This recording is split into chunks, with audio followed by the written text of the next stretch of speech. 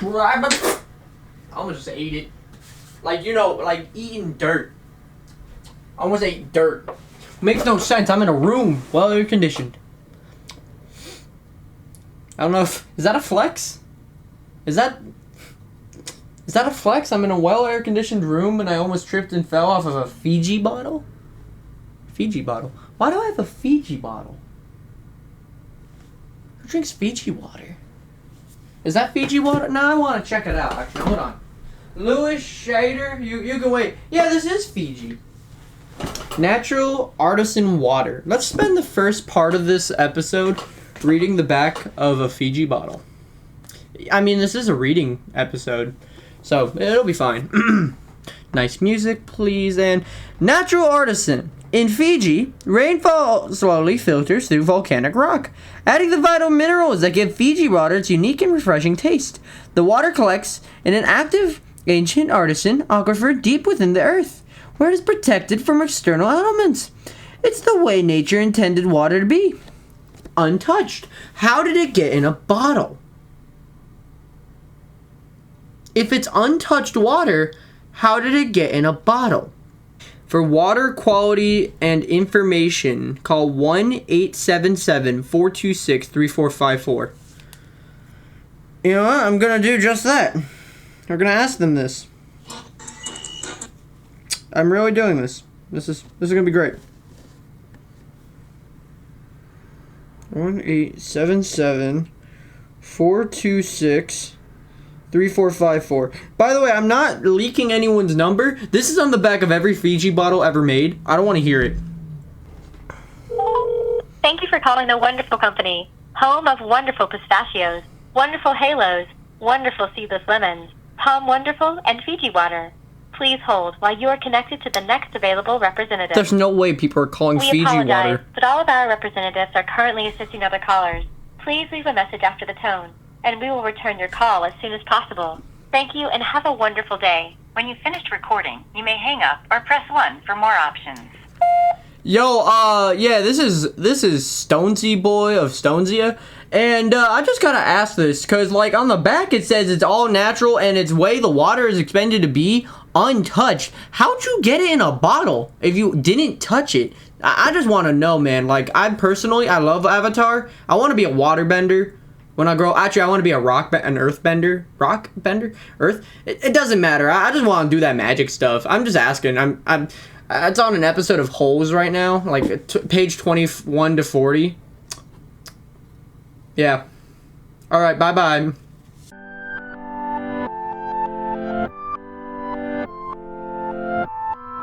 Hello, everyone. My name is Stonesy Boy, and sorry for the long intro, but welcome back to Reading with Stonesy. We are back. And isn't it weird that in the span of like being gone, I didn't do any videos of reading, and the second I'm back, there's like 15 reading videos?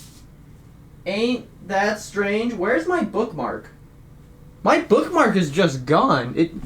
Oh, there it is. It's over here. I know what page we're on, but still, it's just like I didn't know where the bookmark was. Excuse me. Oh, that was disgusting. The book after this, we're going to go back to the FNAF series, because after playing FNAF VR, I want to read more of these books. Of the FNAF Pizzaplex Silly Biscuit. We also got the newest one, which is the Saber Tiger, which sounds really fun. I'll be honest, I wish I could have just an entire day in a recording studio and just read all the books. The reason why I don't read as much is because of my dogs. I seriously wish I could just have an entire day of silence and just read all day. That sounds nice. Really does. When I was on my vacation, start the video. We're 4 minutes in, and I haven't... Okay, I'm so sorry. Let's start this right. We're on page 21. Last time we were told about the yellow neck lizard, and today we're reading pages 21 to 40. This is going to be a pretty short book. Shut up, just shut up. Oh, let's begin. Stanley took a shower, if you call it that, ate dinner, if you could call it that, and went to bed, if you could call it. His smelly and scratchy cot of bed. Because of the scarcity of water, each camper was only allowed a 4-minute shower. It took Stanley nearly that long to get used to the cold shower. Here was no knob for hot water. He kept stepping into, then jumping back from the spray until the water shut off automatically. He managed to use a bar of soap, which was just as well because he wouldn't have time to rinse off the suds. Dinner was some kind of stewed meat and vegetables. The meat was brown and the vegetables once again been green. Everything tasted pretty much the same. He ate it all and used a slice of white bread to mop up the juice. Stanley had never been one to leave food on the plate, no matter how it tasted. "What'd you do?" one of the campers asked him. At first, Stanley didn't know what he meant. "They sent you here for a reason." "Oh," he realized, "I stole a pair of sneakers." The other boy thought it was funny. Stanley wasn't sure why. Maybe their crimes were a lot worse than stealing shoes from a store, or they were on someone's feet, asked Squid. Neither," Stanley answered. "They belonged to Clyde Livingston." Nobody believed him. "Sweet feet?" said X-Ray. "Yeah, right." "No way," said Squid.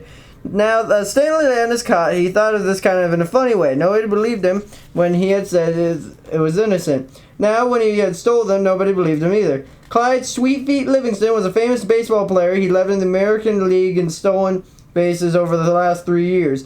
He was also the only player in history to ever hit 4 triples in one game. Stanley had a poster of him hanging on the wall of his bedroom. He used to have a poster anyway.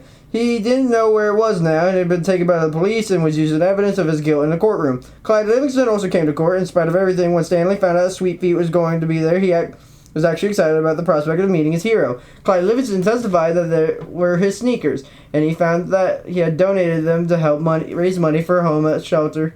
He said he couldn't imagine the kind of horrible person would steal from homeless children. That was the first part of for Stanley. His hero thought he was no good, dirty, rotten thief. As Stanley tried to turn over in his cot, he was afraid he was going to collapse under all the weight. He barely fit in it. When he finally managed to roll over in his own stomach, the smell was so bad that he had to turn over again and try sleeping on his back. The cot smelled like smile or milk. Though it was night, the air was still very warm. Armpit was snoring 2 cots away. Back at school, a boy named Derek Dunn used to torment Stanley. The teachers never took Stanley's complaints seriously because Derek was so much smaller than Stanley. Some teachers even started to find it amusing a little kid like Derek would pick on someone as big as Stanley. On the day Stanley was arrested, Derek had taken Stanley's notebook and, after a long game of come and get it, finally dropped it in the toilet in the boys' restroom. By the time Stanley retrieved it, he had missed his bus and had to walk home. It was while he was going home, carrying his wet notebook, of the prospect of having a copy of his ruined pages that all sneakers fell from the sky. It was walking home, the sneakers fell from the sky, he had told the judge. One hit me on the head. It had hurt, too. He finally exactly fallen from the sky. He had just walked from under a freeway overpass and the shoe hit him on the head. Stanley took it from the sign. His father had been trying to figure out a way to recycle old sneakers, and suddenly a pair of new sneakers fell on top of him, starting out of nowhere like a gift from God. Naturally, he had no way of knowing who they belonged to, like Clyde Livingston. In fact, the shoes were anything but sweet. Whoever had worn them had a bad case of foot odor. Stanley couldn't help but think there was something special about the shoes, and they would somehow provide the key to his father's invention. This was too much coincidence to be a mere accident. Stanley felt like he was holding Destiny's shoes. He ran. Thinking back now, he wasn't sure where he ran. Maybe he was in a hurry to bring the shoes to his father's, or maybe he was trying to run away from his miserable and humiliating day at school. The patrol car pulled alongside him. The policeman asked him why he was running. Then he took the shoes and made a call on his radio. Shortly thereafter, Stanley was arrested. It turned out the sneakers had been stolen from a display at the homeless shelter, that even rich people were going to come into the shelter and pay hundreds of dollars to eat food, and that the poor people ate every day for free. Clyde Livingston, who had once lived at the shelter when he was younger, was going to speak and sign autographs. His shoes would be auctioned and was expected to sell for over $5,000. All the money would go to help the homeless. Because of the baseball schedule, Stanley's trial was delayed for several months. His parents would afford a lawyer. "You don't need a lawyer," his mother said. "Just tell the truth." Stanley told the truth, but perhaps it would have been better if he lied a little. He could have said he found the shoes on the street. No one believed they fell from the sky. It wasn't destiny, he realized. It was no good rotten pig stealing great-great-grandfather. The judge called Stanley's crime despicable. "The shoes are valued over $5,000. It was money that could provide food and shelter for the homeless, and you stole that from them, just so you could have a souvenir." The judge said there was an opening in Camp Green Lake, and he suggested a discipline camp might improve Stanley's character. It was either that or jail. Stanley's parents asked if they could have some time to find out more about Camp Green Lake, but the judge advised them to make a quick decision. Vacancies don't last long at Camp Green Lake. Chapter 7. A shovel fell heavily instead. He soft, fleshy hands. He tried to jam it into the earth, but the blade banged against the ground and bounced off with making a dent. The vibrations ran up the shaft of the shovel into Stanley's wrist, making his bones rattle. It was still dark. The only light came from the moon and the stars, more stars than Stanley had ever seen before. He seemed that only got to sleep when Mr. Podensky came in and woke everyone up. Using all his might, he brought the shovel back down onto the dry lake bed. The force stung in his hands, but made no impression on the earth. He wondered if he would had a defective shovel. He glanced at Zero, about 15 feet away, who scooped out a shovel of dirt and dumped it into the pile that was already almost a foot tall. For breakfast, they had been served some kind of lukewarm cereal. The best part was the orange juice. They each got a pint carton. The cereal actually didn't taste too bad, but it smelled just like it's caught. Then they filled their canteens, got to their shovels, and were marched out across the lake.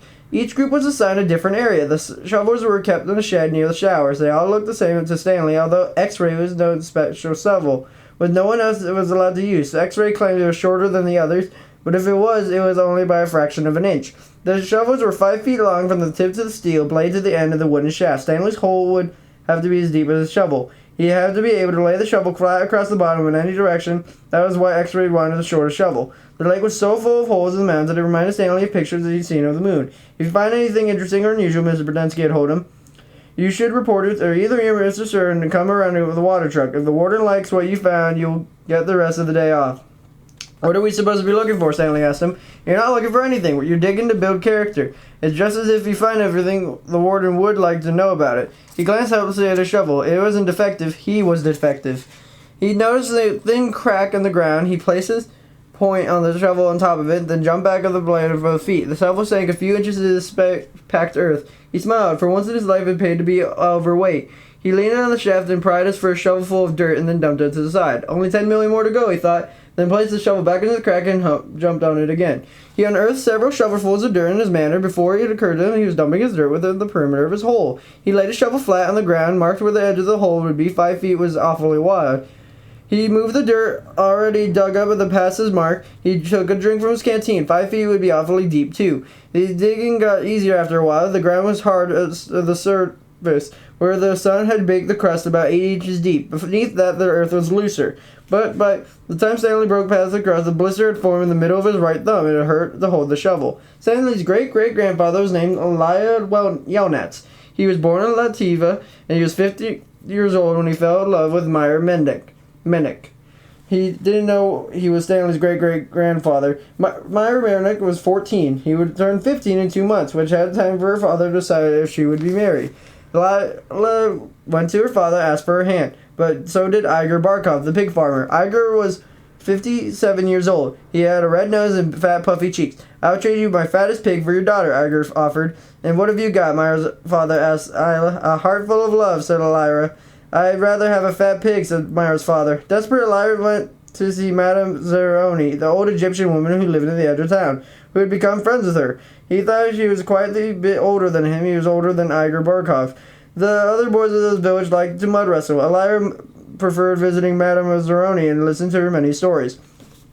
Madame Zeroni had dark skin and a very wide mouth. Then she looked at you, her eyes seemed to expand, and you felt like she was looking right through you. Isla, what's wrong? She asked. Before he could even tell her he was upset. He was sitting in her homemade wheelchair. He had no left foot. Her leg stopped at her ankle. I'm in love with Myra Mennick, Isla confessed, but Igor Barkov has offered to trade his fattest pig for her. I can't compete with that. Good, said Madame Zeroni. You're too young to get married. You have a whole life ahead of you. But I love Myra. Myra's head is as empty as a flower pot, but she's beautiful. So is the flower pot. But she push a plow? Can she milk a goat? No, she is too delicate. Can she have an intelligent conversation? No, she's silly and foolish. She would take care of you when you were sick? No, she's spoiled and will only want you to take care of her. So she is beautiful. So what? Patooey. Madame Zeroni spat in the dirt. She told Elia that she would go to America, like my son. That's where your future lies, not with Myra Mennick. But Elia would hear none of that. He was 15, and all he could see is Myra's shallow beauty. Madame Zeroni hated to see Elia so forlorn. Against her better judgment, he agreed to help him. It just so happens my sow gave birth to a litter of piglets yesterday, she said. Here's one little runt from who she won't suckle. You may have him. He won't die anyway. Madame Zeroni led Elira down to the back of her house where he kept her pigs. Elira took the tiny piglet and he But didn't see that it was good to do with him. He wasn't much bigger than a rat. He would grow, Miranda Zoroni assured him. Do you see that mountain at the edge of the forest? Yes, said Elya. On top of the mountain there is a stream where the water runs uphill. You must carry the piglet every day to the top of the mountain and let it drink from the stream. As it drinks, you are to sing to him. She taught Elya a special song to sing to the pig. On the day of Myra's 15th birthday, you shall carry the pig up to the mountain for the last time.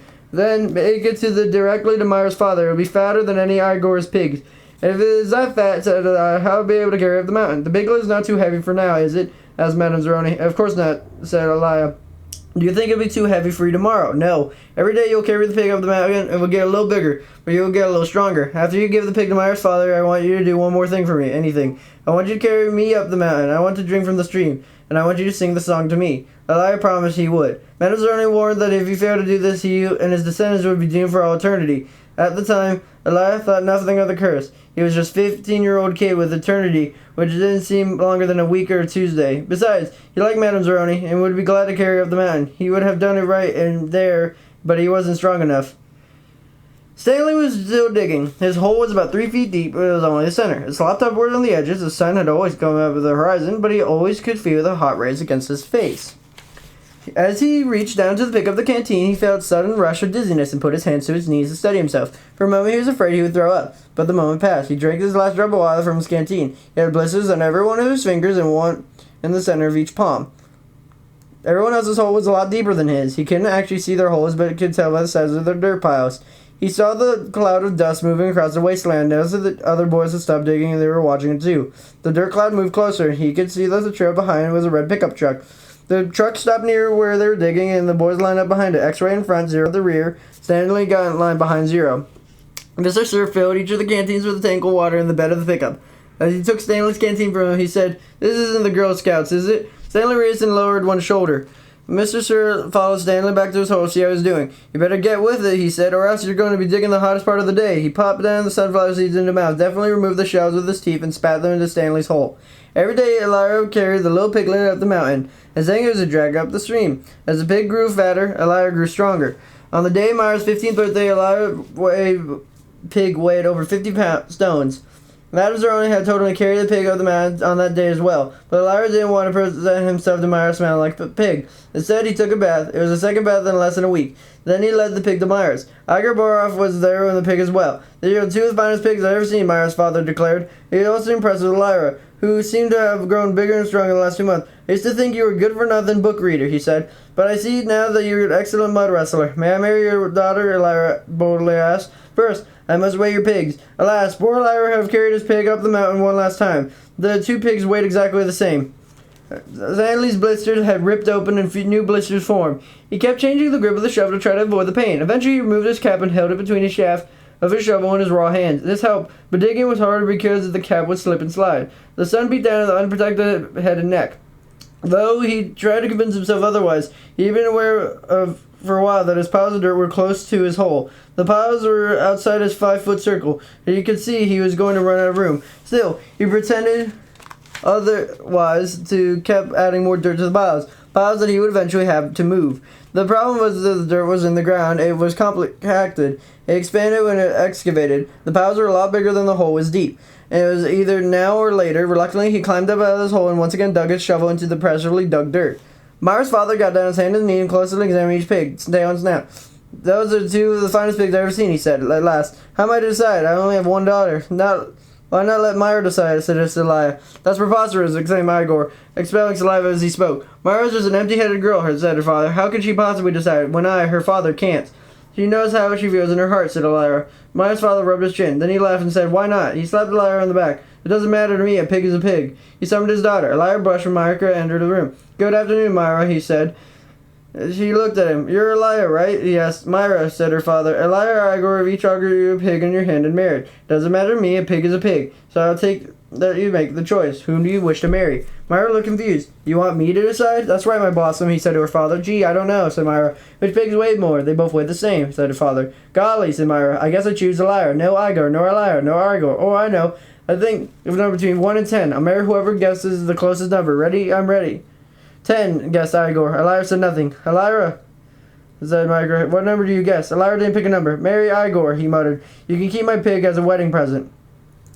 The next time the water struck came, it was driven by Mr. Podensky, who also brought sack lunches. Stanley sat his back against the pile of dirt to eat. He had a bologna sandwich, potato chips, and a large chocolate chip cookie. "How you doing?" asked Magnet. "Not real good," said Stanley. "Well, the first hole is the hardest," Magnet said. Stanley took a deep breath, and he couldn't afford dawdle. He was in behind the others, and the sun kept getting hotter. It wasn't even noon yet, but he didn't know if he had the strength to stand up. He thought about quitting. He wondered what he would do to him, what they do to him. What could they do to him? His clothes were soaked in sweat. His school had learned that sweating was good for you. It was nature's way of keeping you cool. So why is he so hot? Using his shovel for support, he managed to get to his feet. "Where are you supposed to be? Go to the bathroom?" he asked. Magnet just his arm, a great expanse around him. "Pick a hole, any hole," he said. Stanley staggered across the lake, almost falling over in the dirt pile. Behind him, he heard Magnet say, "But first, make sure nothing's living in it." After leaving Myra's house, Elya wandered aimlessly through the town until he found himself down by the wharf. He stood on the edge of the pier and stared out into the cold black water. He could not understand how Myra had trouble deciding between him and Igor. He thought she loved him, even if she didn't love him. Couldn't she see what a foul person Igor was? But it was like Madame Zeroni had said. Her head was empty as a flower pot. Some men were gathering on the other dock, and he went to see what was going on. The sign read, "Deck hands wanted, free passage to America." He had no sailing experience, but the ship's captain signed him aboard. The captain would see that Elya was a man of great strength. Not everybody could carry a full-grown pig up the side of the mountain. It wasn't until the ship had cleared the harbor and was heading across the Atlantic Ocean he suddenly remembered he had promised to carry Madame Zeroni up the mountain. He felt terrible. He wasn't afraid of the curse. He thought it was a lot of nonsense. He felt bad because he knew Madame Zeroni had wanted to drink from the stream before she died. Zero was the smallest kid in Group D, and she had the first one to finish digging. "You're finished," Stanley asked nervously. Zero said nothing. Stanley walked to Zero's hole and watched him measure with a shovel. The top of his hole was a perfect circle, and his sides were smooth and steep. Not one dirt clod more than necessary moved from the dirt. Zero pulled himself up the surface. He hadn't even smiled. He looked down at the perfectly dug hole, spat in it, and then turned and headed back to the camp compound. "Zero's one weird dude," said Zigzag. Stanley would have laughed, but he didn't have the strength. Zigzag had to be the weirdest dude Stanley had ever seen. He had a long, skinny neck, a big round head with wild, fuzzy blonde hair, and stuck out in all directions. His head seemed to bob up and down his neck, like it was on a spring. Armpit was the second one to finish digging. He also spat into his hole before heading back to the camp compound. One by one, Stanley watched each of the boys spit into the hole and return to the camp compound. Stanley kept digging. His hole was up to his shoulders, although it was hard to tell exactly where the ground level was. Because of his dirt piles completely around the hole, the deeper he got, the harder it was to raise the dirt out of the hole. Once again, he realized he was going to have to move the piles. His cap was stained with blood from his hands. He felt like he was digging his own grave.